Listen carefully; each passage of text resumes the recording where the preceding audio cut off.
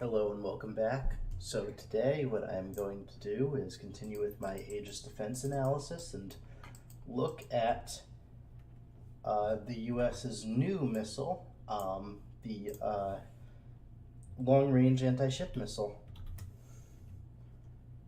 So I am going to have two sides, Op 4 and Blue 4. Blue 4 will be shot at. As always, we'll use a Ticonderoga to keep it all similar.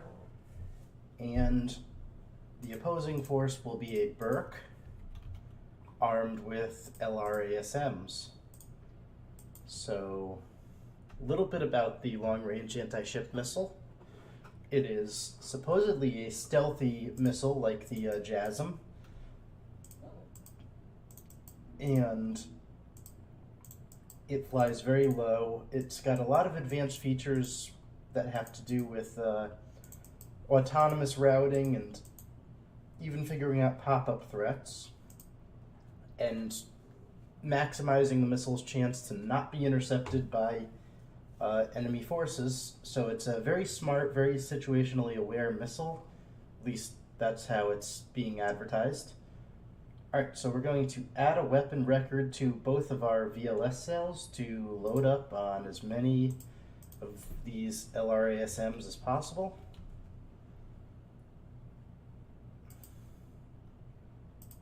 So 32 mount, we're going to put a 32 cell for LRASM and 64 cell for the other. And now we're going to load them up.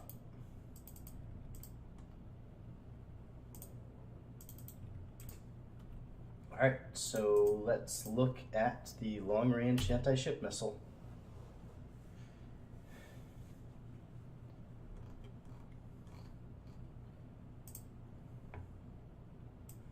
So it is based off of the JASM extended range, 430 nautical mile range, high chance for it to hit its target. So it's going to travel 30 feet off the ground. It's going to have an active radar seeker, an IR seeker, a passive radar seeker, so anti-radiation, and defensive countermeasures. So that's pretty huge, that it's got defensive ECM, it's got multiple sensors, so I would imagine it would be hard to jam, and with an IR seeker, it can do a battle damage assessment, and any target it hits, it'll also know other things around it. So that's pretty important.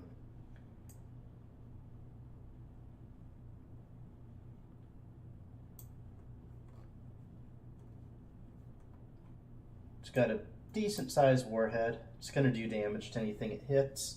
It can target surface ships and land targets. And it goes 600 knots, so most aircraft would have to haul ass to catch up to it, but they can catch up to it. It is subsonic, and that is important to note here. Alright, so 96 long-range anti-ship missiles and an AWACS.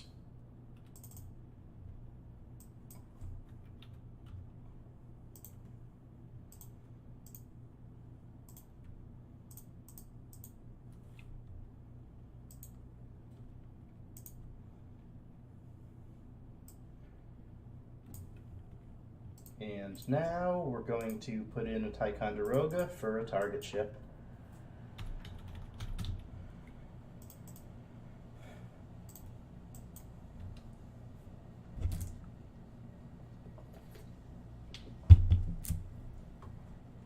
And as always, we are going to test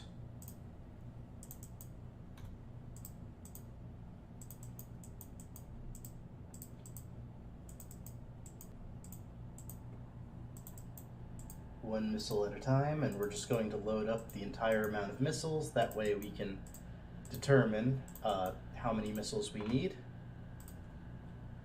And I've got that spreadsheet, so I'm going to pull that up here. Or, I'm sorry, the text file, so we can add how many missiles were needed to take us out. It's not the most scientific way to do this, but it's good enough, I think, that we could get a general assessment of how effective these missiles are, or aren't.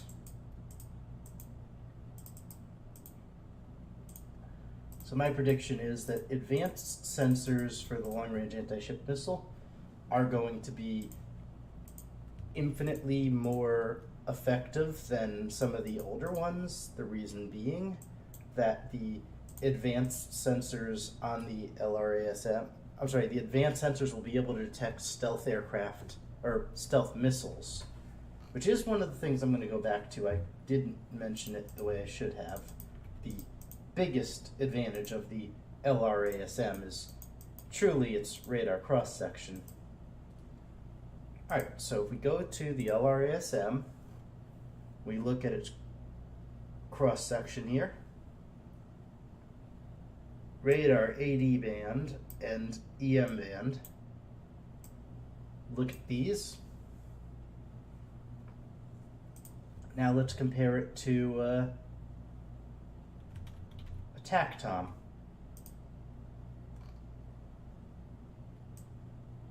It is a significantly smaller radar cross-section.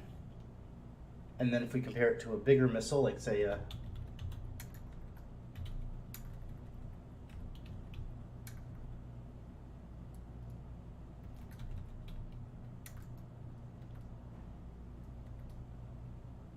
Is there a reason I'm not able to find it?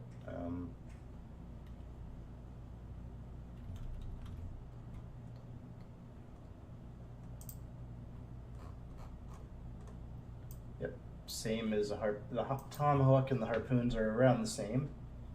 So let's see.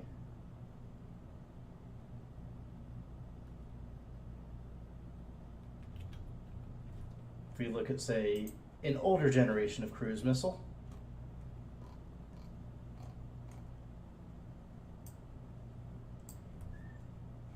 it's several times more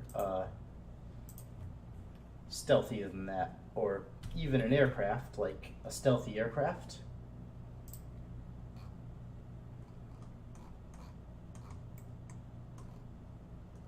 Did I miss it? Or is it down below? Yeah, it's about as stealthy as an F-35. That's pretty important. Oh, actually, stealthier. Alright, so we got an idea. It's a stealthy cruise missile. Now time to shoot them.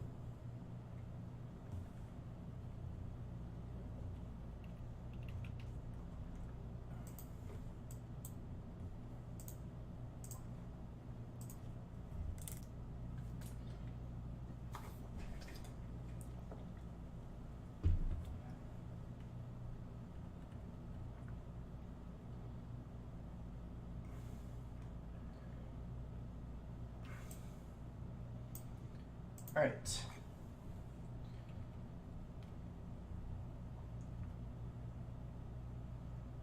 So they are low to the ground, so we are not going to see them until they are very, very, very close. And even though they are not supersonic, they're going to close a little bit faster than Harpoons did. Not a lot.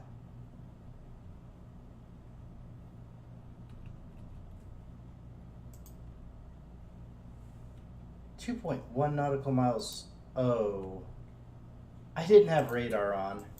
So this test is kind of pointless, but a ship that's unaware is dead. This test does not count, though.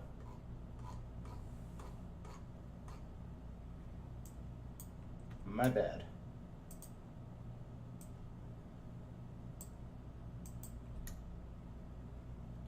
Alright, so let's rearm and do that again.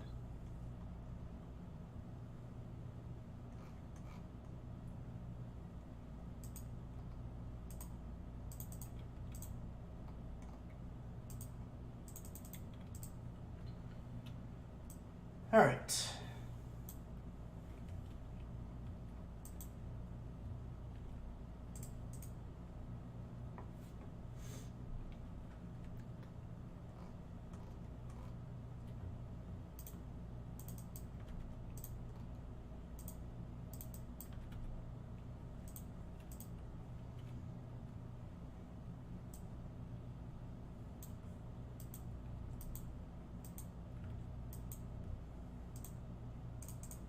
So it's also interesting that these missiles actually have defensive ECM, so there should never be a case of them. Alright, there we go. 17.7 nautical miles out. What I was saying is there should never be a case where a lot of older SAMs will get like one-hit kills on them because they're going to jam some missiles. I'd imagine like older SAMs will be completely inept at dealing with them. Alright, so let's see what happens here. Can they easily target these missiles once they detect them?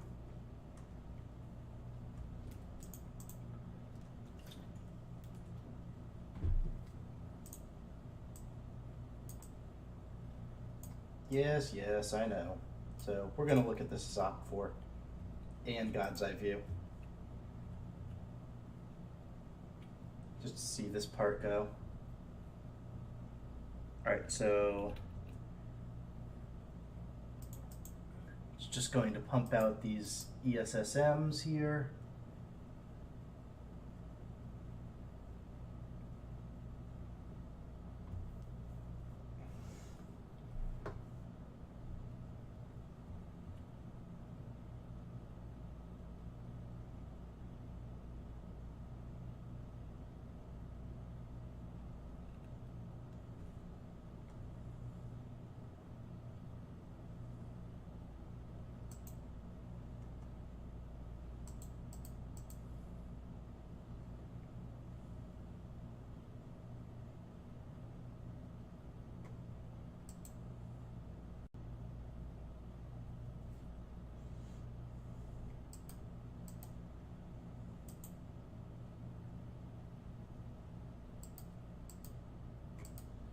It's doing better than I thought it would so far.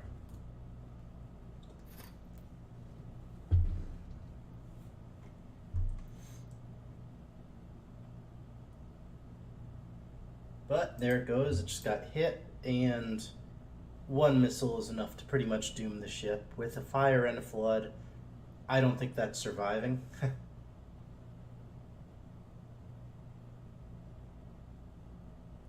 But for right now, it's still going to be firing. Wonder what kind of damage control to its sensors. Nope, it doesn't look like it damaged too many sensors.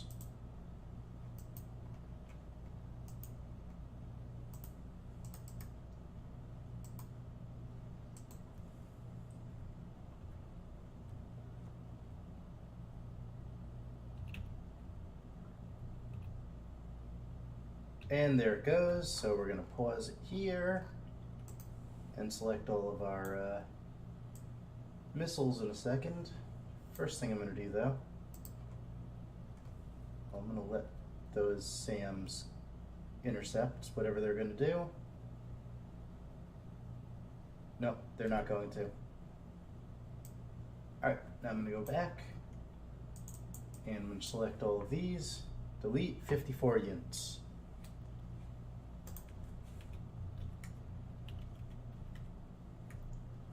So LRASM,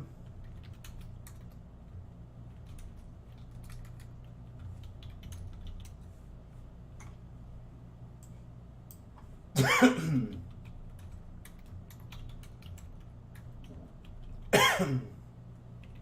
sorry, 42 needed. So the Chinese missile needed a lot less missiles to hit. That's not to say it's necessarily a better missile, but it definitely does mean that the boost phase at the end made it quite effective.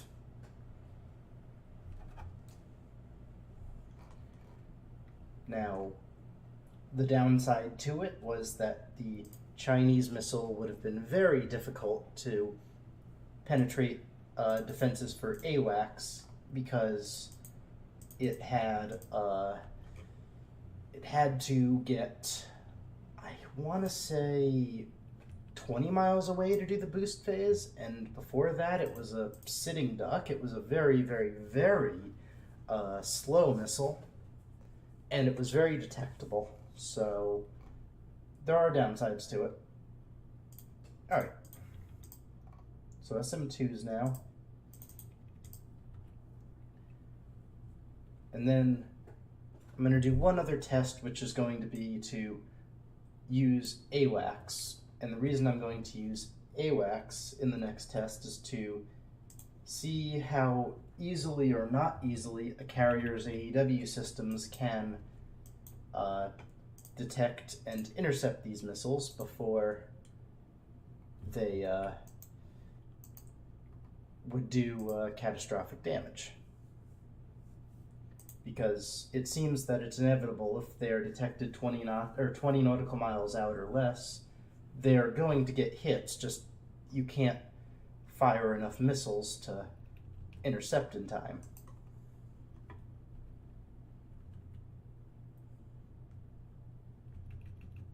Alright, so how far out were they? I should have...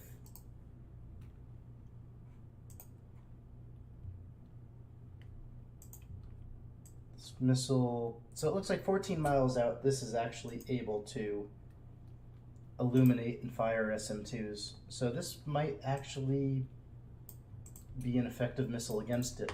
Also, with the IR sensor on these, I do believe that it doesn't need a radar lock, so they can just fire them blind and they'll home into a target. So this might actually be quite effective.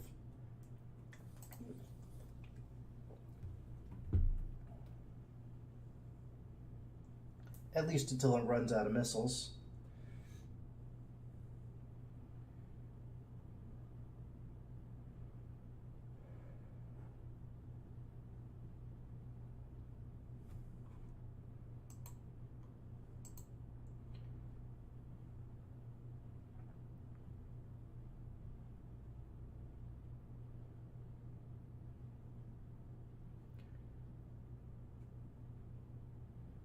I believe a lot of these are re-engaging too. But I have a feeling we're going to run out of missiles before...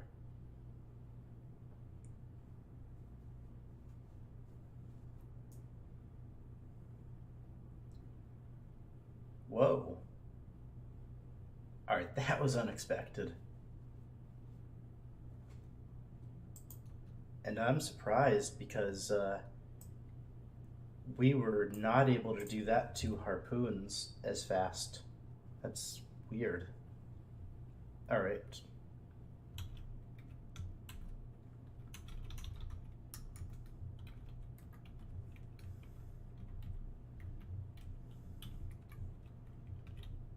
Oh, looks like I just want to keep it consistent. There we go. Alright.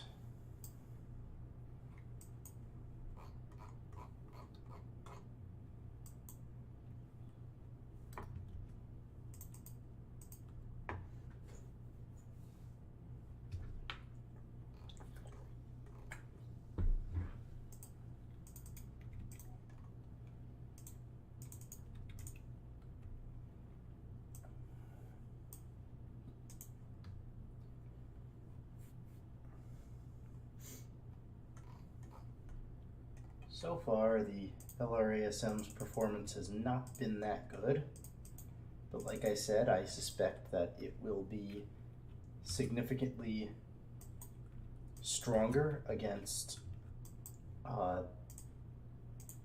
older defenses, or more older defenses, because of its difficulty in quickly acquiring a stealthy missile. I could be wrong, but that's my prediction.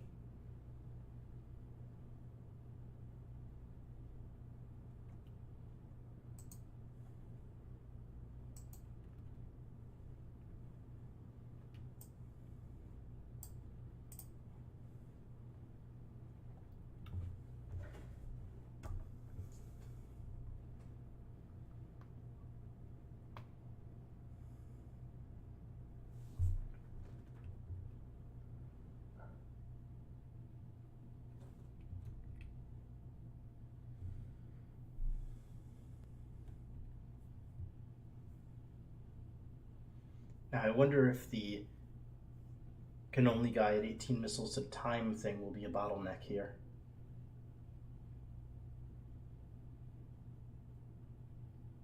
Which I really don't understand that limitation when they're active missiles, but oh well.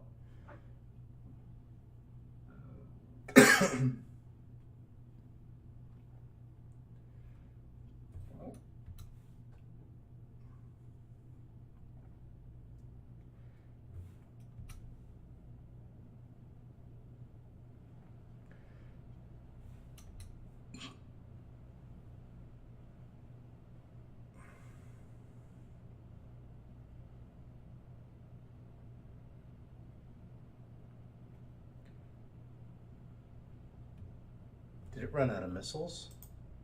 Yeah, it did. So it's dead now.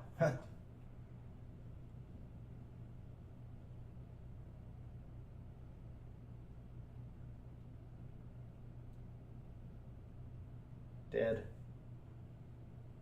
So 3 missiles left.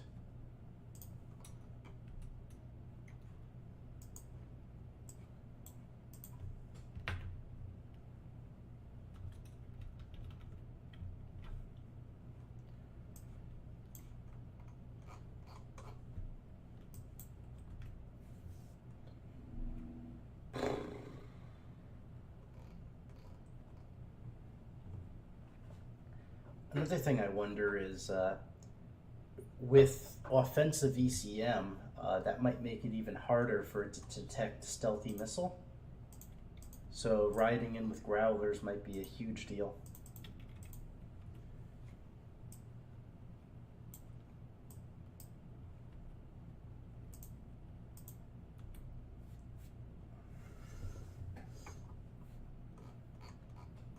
Okay, so this time I'm going to put in a reasonable amount of missiles.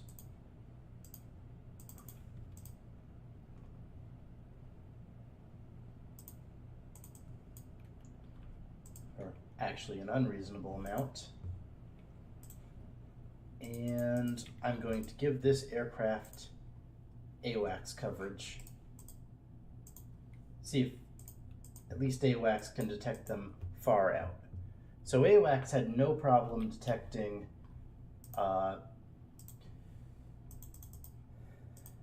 like the BrahMos missile or the what do you call it?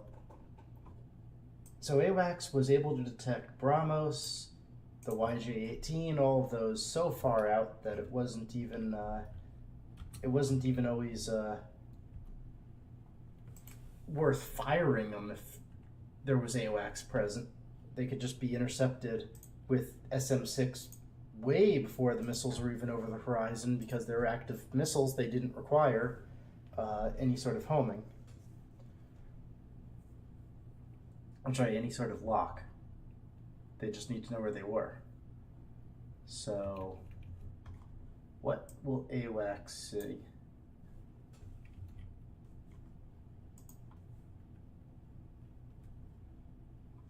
Should I have waited for them to be higher up? I think I should have. Crap. Oh, never mind. They are high up. It's this radar that I was seeing. This radar is all the way up. All right, gotcha.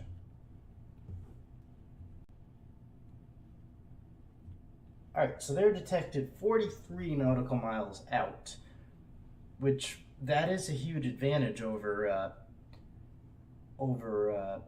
the YJ-18, which would have been detected as soon as it was fired by the AWACS. So that is significant.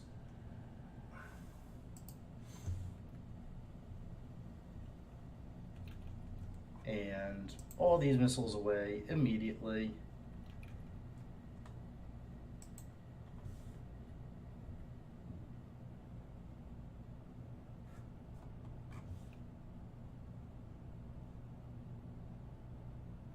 Still doesn't stop them.